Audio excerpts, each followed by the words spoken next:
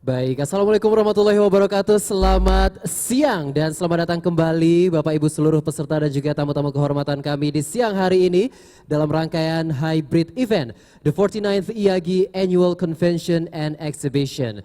Bapak Ibu, sebentar lagi kita akan bersama-sama masuk di sesi keynote speech pertama dengan topik Geology for Sustainable Development in Indonesia, yang pada kesempatan yang luar biasa ini akan disampaikan oleh yang terhormat Bapak Dr. Eko Budi Lelono. Jadi sekali lagi kami mengundang untuk seluruh peserta yang mungkin masih berada di luar, boleh dapat langsung mengambil tempat di dalam ballroom, karena sebentar lagi kita akan bersama-sama menyambut kehadiran dari Bapak Dr. Eko Budi Lelono yang akan bergabung dengan kita melalui virtual Zoom tentunya, dan beliau ini merupakan main researcher of the Center for Research and Development of Oil and Gas Technology atau LEMIGAS, dan pada tahun 2017 sampai tahun 2020 menjabat sebagai Head of the Center for Geological Survey, dan pada tahun 2020 sampai sekarang beliau menjabat sebagai Head of Geological Agency dan sudah menamatkan pendidikan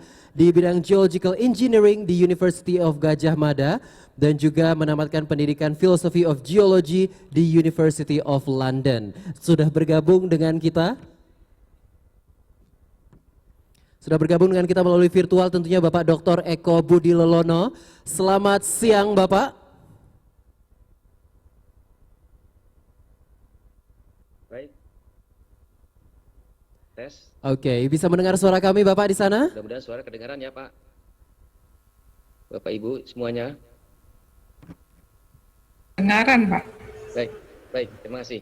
Oke, Mulai, suaranya ya? sudah kami terima Bapak di sini. Terima kasih. Oke, baik Bapak Ibu sekalian, kita sambut bersama. Inilah dia Bapak Dr. Eko Budi Lelono yang sudah bergabung melalui virtual Zoom kami. Kita beri tepuk tangan yang meriah. Waktu disilakan. Baik, terima kasih moderator MC. Pertama-tama saya ingin menyapa yang saya hormati Ketua Pengurus Pusat IAGI dan seluruh jajarannya. Kemudian yang terhormat Gubernur Nusa Tenggara Barat yang diwakili oleh Kepala Dinas SDM. Kemudian yang terhormat Dirjen Minerba Pak Ridwan. Alhamdulillah bisa hadir di sini secara fisik. Kemudian yang saya hormati para panelis dan moderator, yang saya hormati para senior dan sesepuh IAGI, yang saya hormati para anggota IAGI dan para hadirin baik yang hadir langsung secara fisik maupun online. Assalamualaikum warahmatullahi wabarakatuh. Salam sejahtera dan selamat pagi. Pertama-tama marilah kita panjatkan puji syukur kehadirat Allah Subhanahu wa taala, Tuhan yang Maha Kuasa, atas segala karunia anugerah yang diberikan kepada kita. Salah satunya nikmat sehat dan keselamatan sehingga kita bisa berkumpul di acara ini pada PIT IAGI yang ke-49 dalam keadaan sehat. Selanjutnya saya ucapkan terima kasih kepada panitia dan IAGI atas kesempatan yang diberikan untuk hadir di forum ini untuk menyampaikan keynote speech. Mungkin saya kalau bisa ada paparannya yang tampil.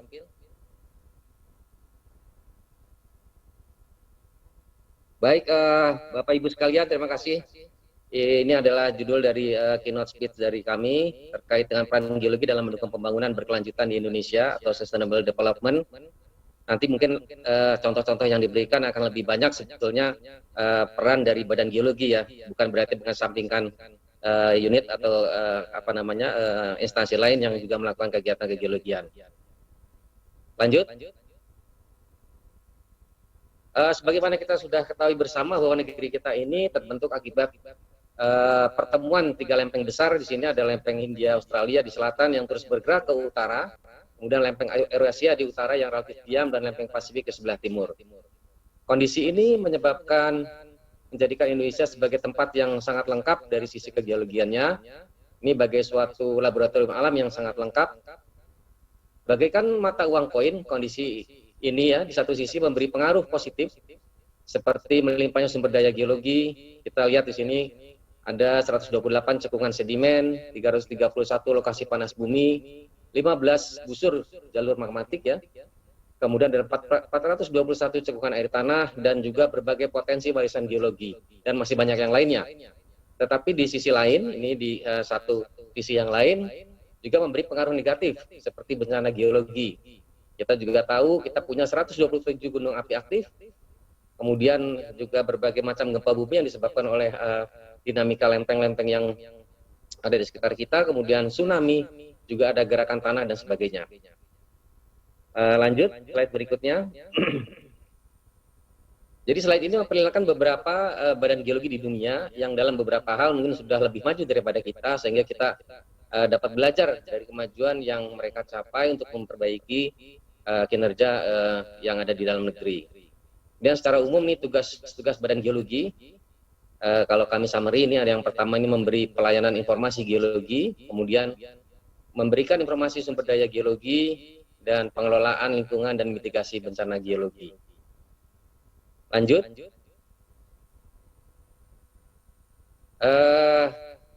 Mungkin kita masuk sedikit ke badan geologi ya, sesuai dengan peraturan perundangan.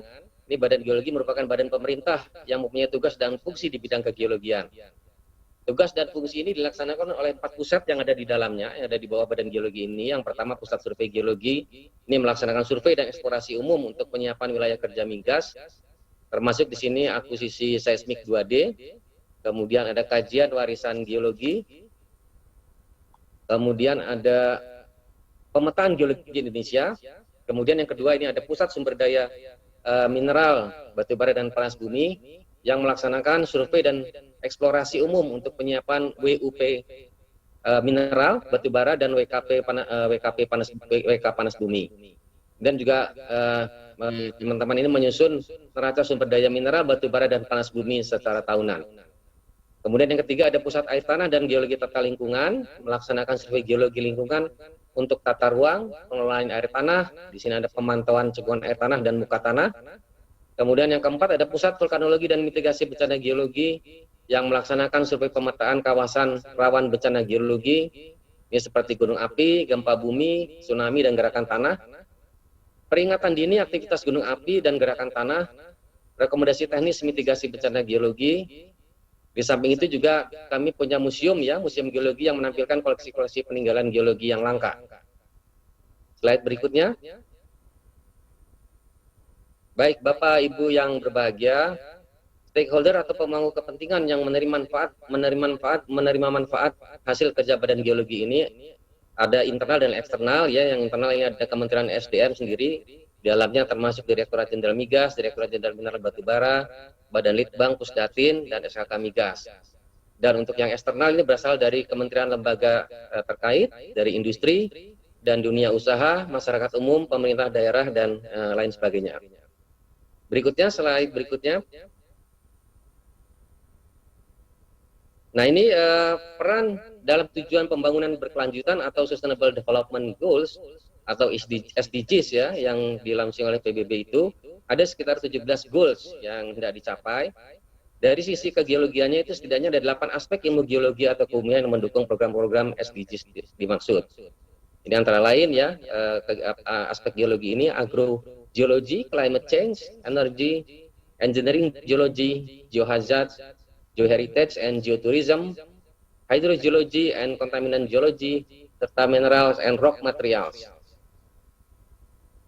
Berikutnya, terkait peran badan geologi di sini dalam menyukseskan agenda rencana pembangunan jangka menengah atau RPJM 2020-2024. Ini dukungan yang penting di sini terkait dengan program prioritas nasional ya, di mana di agenda RPJMN ini yang pertama adalah memperkuat ketahanan ekonomi untuk pertumbuhan yang berkualitas, di mana agenda ini bersesuaian dengan poin dalam Sustainable Development Goals tadi nomor 7, nomor 8, dan nomor 9.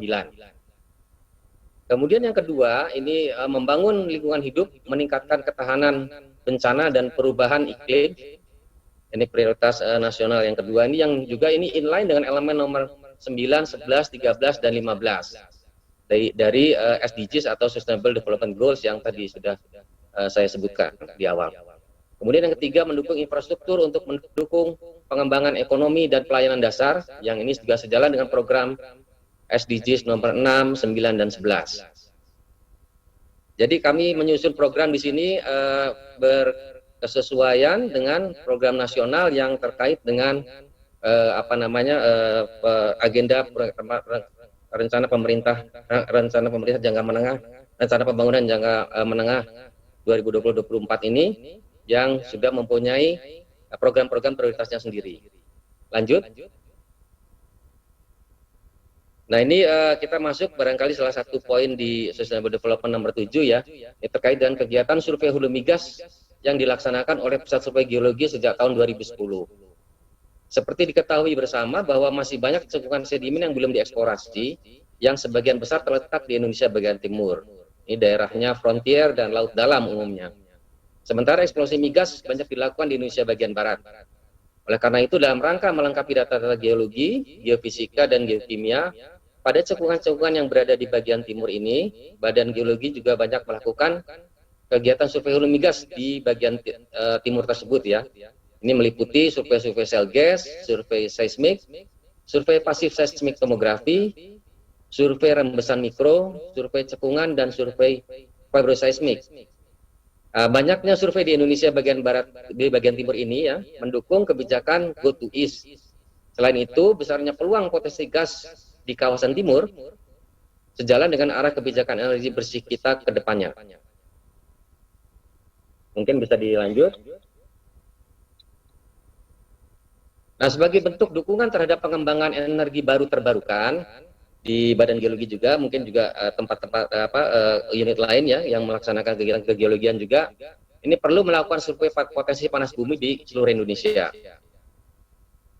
Kami mencatat ya, tadi mengidentifikasi sebanyak 351 lokasi panas bumi dengan total sumber daya sekitar 23.000, hampir 24.000 megawatt ekivalen, di mana total cadangannya adalah sekitar 14 atau sekitar 15 ribuan megawatt ekivalen. Meskipun demikian, pemanfaatan energi panas bumi masih terbatas, yaitu baru sekitar 2.000-an megawatt ekivalen ya, atau sekitar kurang dari 15%.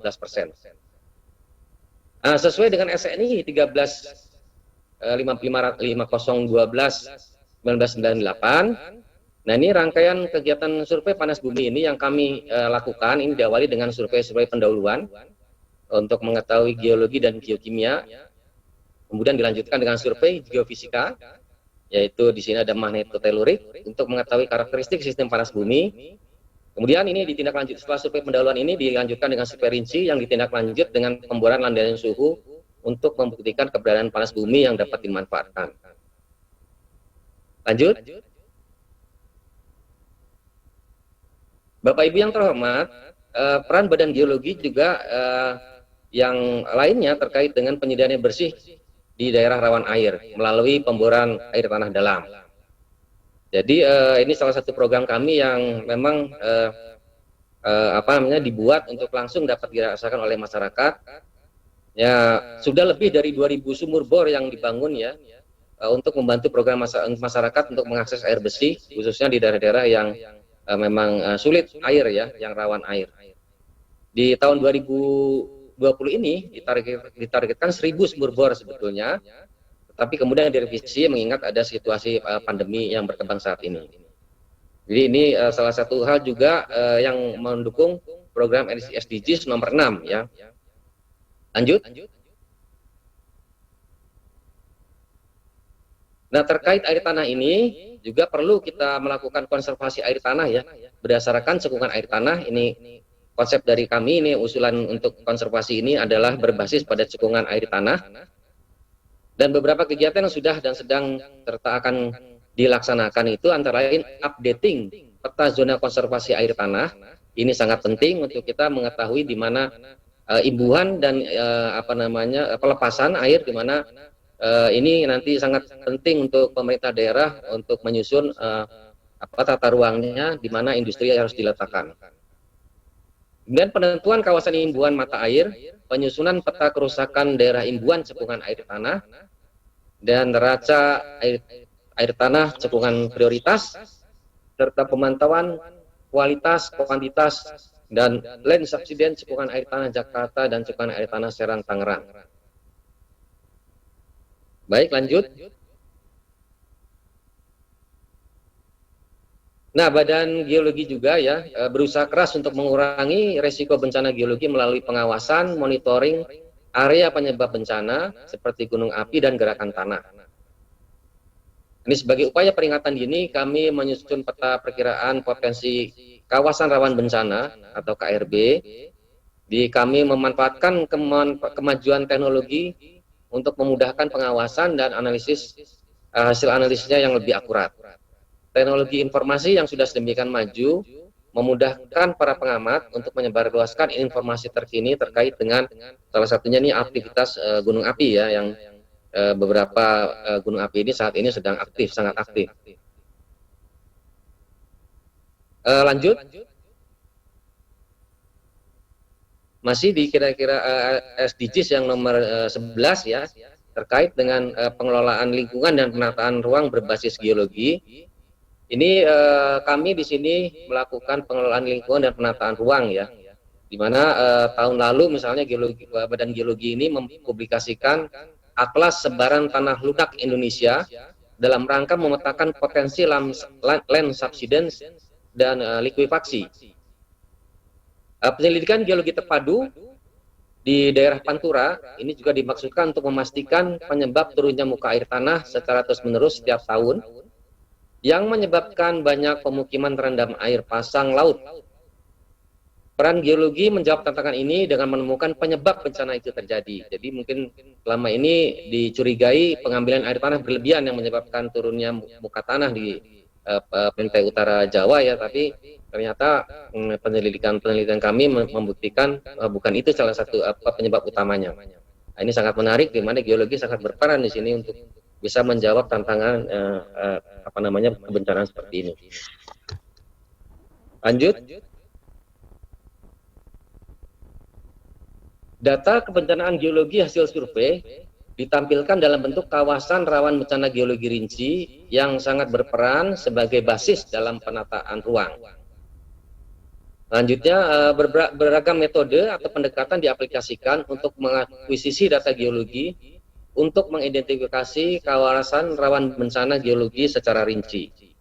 Ini yang kami lakukan di Badan Geologi ya, dalam hari. Jadi kita membuat atlas ini untuk memberikan informasi atau masukan kepada pihak terkait, pusat maupun daerah, dalam rangka nanti penyusunan tata ruangnya. Lanjut, Bapak Ibu sekalian, lanjut. Baik, Bapak Ibu sekalian, peran geologi menentukan dalam menyiapkan lahan untuk membangun daerah ibu kota negara yang baru. Di sini kami melakukan kajian geologi terpadu yang dituangkan dalam bentuk atlas survei geologi dan kajian geologi calon IKN atau ibu kota negara ya.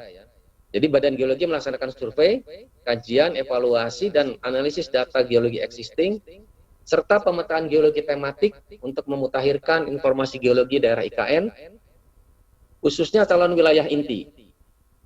Survei geologi terpadu yang dilaksanakan di daerah IKN memberikan informasi geologi dasar, daya tampung, daya dukung lingkungan, sumber daya air, dan potensi bencana geologi serta kerusakan lingkungan.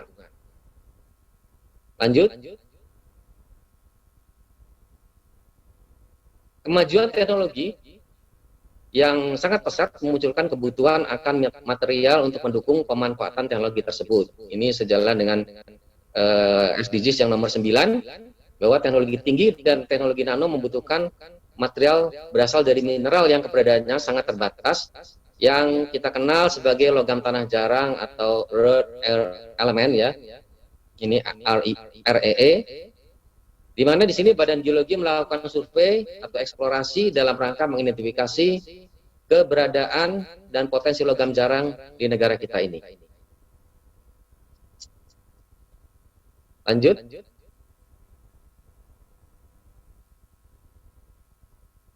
Bapak Ibu sekalian, belakangan ini minat pemerintah daerah untuk mengembangkan taman bumi atau geopark sangat besar. Jadi konsep yang diusung geopark ini adalah melestarikan warisan geologi sekaligus memanfaatkannya untuk kesejahteraan masyarakat sekitar. Hal ini dapat dimengerti karena pengembangan wisata berbasis alam sangat didorong ya, khususnya di masa pandemi ini. Karena diyakini wisata alam ini minimal lah ya penyebaran virus coronanya. Nah, di sini kami juga ingin sampaikan bahwa peran Badan Geologi di sini melakukan inventarisasi, identifikasi warisan geologi, kemudian menjamin ketersediaan data dan informasi warisan geologi, menetapkan warisan geologi dan kawasan cagar alam geologi, juga menetapkan geopark nasional. Nanti Pak Menteri SDM yang akan menetapkan. Kemudian dukungan Pusat Informasi Geologi atau PIG, selama ini kami sudah bangun setidaknya sudah ada 6 lokasi Pusat Informasi Geologi yang sudah terbangun dan akan terus dibangun setiap tahunnya. Kemudian di bidang teknis terkait pengusulan dan pengelolaan geopark, dan juga bersama dengan Komite Nasional Geopark Indonesia merekomendasikan geopark nasional menjadi UNESCO Global Geopark. Ini SDGs yang paling tidak ada 8 goals ya dalam SDGs yang di-cover oleh kegiatan terkait dengan konferensi geoparkan ini ya. Lanjut. Bapak Ibu yang saya hormati, ini mungkin sebagai penutup ya, saya men-summary tantangan sektor geologi dalam mendukung pembangunan berkelanjutan atau sustainable development ini meliputi beberapa hal penting. Mungkin ada hal lain juga, tapi kami men-summary ini yang paling penting ini di sini ada pertama peningkatan cadangan dan produksi migas, kemudian peningkatan produksi dan pemanfaatan panas bumi, peningkatan kajian mineral strategis untuk mendukung teknologi tinggi, kemudian juga pengurangan dampak negatif akibat kegiatan pertambangan, krisis energi, dan bencana geologi, serta penguatan regulasi kegeologian. Lanjut. Demikian keynote kami. Terima kasih atas perhatian Bapak Ibu sekalian. Mohon maaf atas segala kekurangan. Juga saya ucapkan terima kasih kepada Ketua dan pengurus IAGI, juga panitia. Wabillahi taufiq wal hidayah. Wassalamualaikum warahmatullahi wabarakatuh. Waalaikumsalam warahmatullahi wabarakatuh. Terima kasih Bapak Dr. Budi Eko Lolono yang sudah menyampaikan materinya tadi tentunya. Boleh kita beri tepuk tangan sekali lagi buat Bapak Budi yang sudah bergabung melalui virtual Zoom tentunya di siang hari ini.